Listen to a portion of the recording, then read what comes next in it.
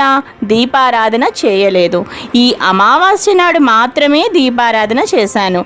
నేను కాకుండా మా ఊళ్ళో నా పేరు కలవారు ఇంకా ఉన్నారని మీరు పొరపడి నా వద్దకు వచ్చారు అని అన్నది. పోలి ఇంటికి పుష్పక విమానం వచ్చిన వార్త విన్న ఆమె అత్తగారు, తోటి కోడళ్ళు అసూయపడ్డారు.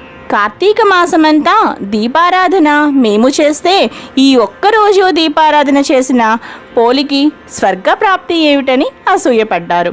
చివరికి విష్ణుదూతలు పోలిని ఒప్పించి పుష్పక విమానంలో సశరీరంతోనే వైకుంఠానికి చేర్చారు. ఈ కథను ఎవరైతే భక్తి శ్రద్ధలతో వింటారో, చదువుతారో వారికి అష్ట ఐశ్వర్యాలు లభిస్తాయి.